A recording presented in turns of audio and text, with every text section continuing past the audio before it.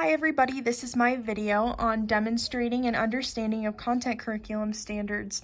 First off, we're going to start out with two questions, and these questions you'll be able to answer by the end of this video.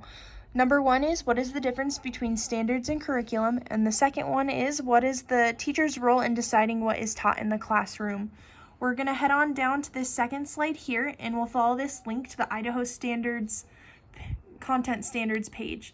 It'll give you a list of the different curriculums that we have, and let's say we want to do English language arts. We'll click on that and it will lead us to this little one that says standards, ELA, literacy, and handwriting. We'll click on that and it will lead us to this little booklet.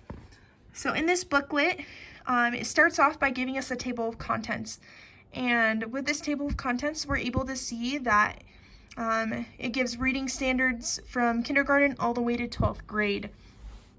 And as we follow that down, we are then given an introduction.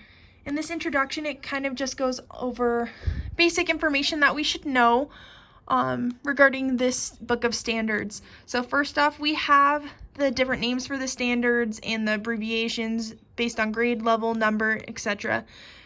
Then it goes into like key design considerations, it talks about what the authors thought were important and why we have these standards in the first place. It then goes on what is not covered by these standards. This is important because we are able to learn throughout this booklet what these standards are and what is behind them. And so we should also know what is not covered by these standards so that we as teachers can do our best to help our students succeed. Next, we have students who are college and career ready in reading, writing, speaking, listening, and language. That is our ultimate goal. We want to help our kids be ready for college and a future career.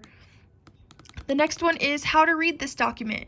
That is exactly what I am doing right now. I am helping you guys figure out the overall document organization. So I hope that I am succeeding in that.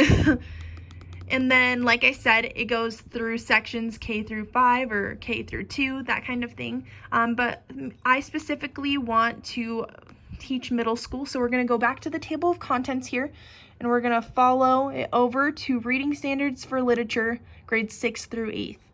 And so straight up at the beginning, we can see that it says key ideas and details, and it gives us 3 different grade levels. And so right here, this is what I was talking about when I was talking about the different abbreviations that it gives us in the introduction. So it says RL72, and so that stands for Reading Standards of Literature, Grade 7, Standard 2. It says determine a theme or central idea of a text and analyze its development over the course of the text. Provide an objective summary of the text. And so from here, we are going to look for key nouns and key verbs to help us do our best to fulfill this standard. So some key nouns are theme, central idea, text, development, course, objective, summary, text. Those are all important things that we need to know, as well as the verbs, which are determine, analyze, provide. And then after this one, we'll go down to reading standards for informational text. And once again, it gives us the 3 levels like before. And we're going to do the same thing, but this time with the abbreviation, it's RI72, which stands for Reading Standards for Information, Grade 7, Standard 2. And it's going to pretty much say the same thing, and we're going to be looking for those key nouns and key verbs once again. But as we go and we're doing this and we're trying to comprehend, we want to look at the standard and make sure that we're also able to identify what level of Bloom's it's on, of Bloom's taxonomy.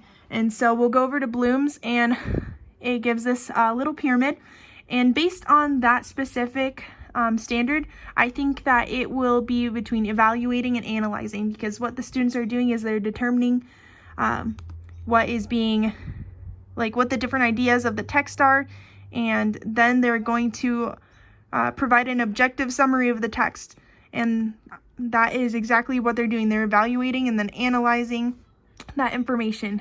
And then as we go over to Webb's depth of knowledge, we're able to then see these children are